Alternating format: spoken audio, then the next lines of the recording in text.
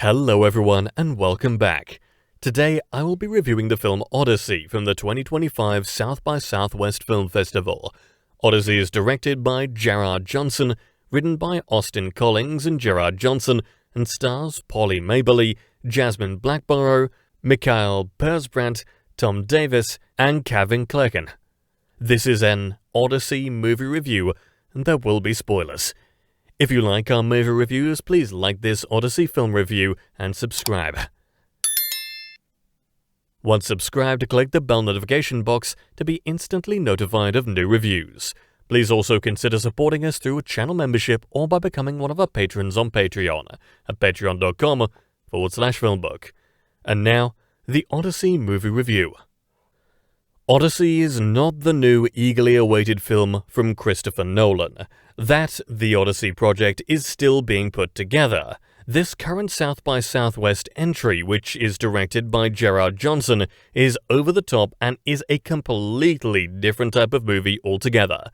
It's not a very easy film to admire. It stars Polly Maberly in the lead role as a middle-aged woman with short dark hair named Natasha Flynn. In graphic detail, her wisdom tooth is pulled at the beginning of the movie, and then the film introduces the viewer to her wild professional life as a real estate person. Natasha works alongside Dylan Rose, who's training to become as seasoned an agent as Natasha is. Maberly's role here is one of those difficult performances that's easy to hate and hard to love.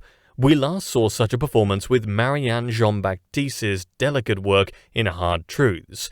Jean-Baptiste pulled off her role wonderfully as she walked a thin tightrope throughout while giving her amazing performance.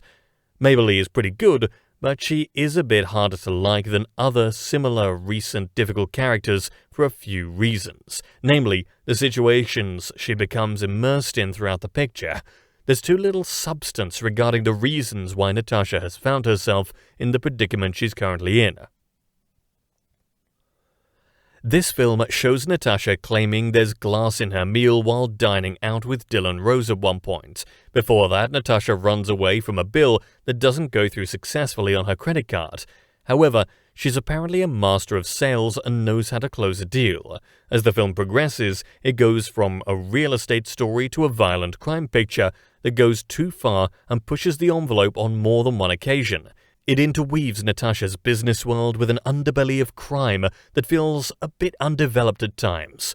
A major plot point has Natasha driving around in a cab and asking the driver to take her around town while she embarks on a quest to discover some pertinent information.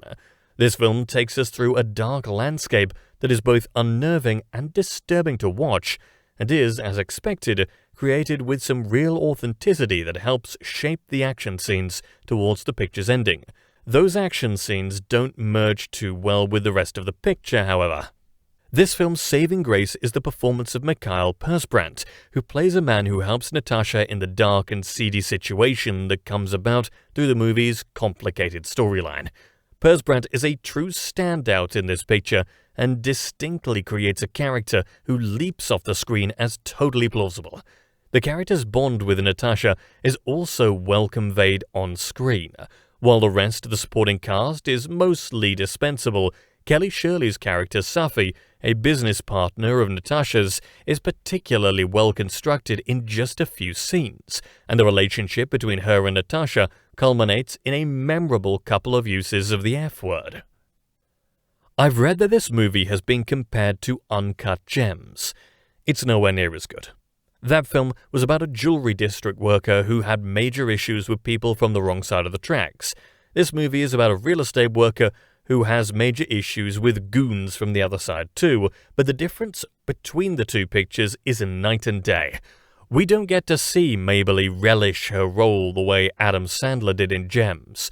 Maberly is very good, but she's not on the level of Sandler in terms of creating a character and developing it, although Persbrandt's supporting turn here is pretty flawless, as previously suggested.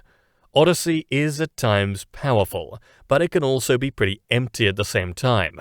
It takes plot detours, and some of the script's developments don't seem to flow organically, so the movie can seem haphazardly put together at times.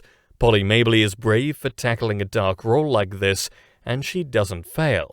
She, on the contrary, succeeds, just not to the extent of Sandler's performance in a film that was just as dark, but had more humanity at its core than Odyssey. In the end, Odyssey feels like a stilted attempt at action that needed more emotional edge to drive the plot, which would in turn make us feel more invested in the mediocre material at hand. And that brings us to the conclusion of this Odyssey movie review. Thanks for dropping by, and I'll see you next time.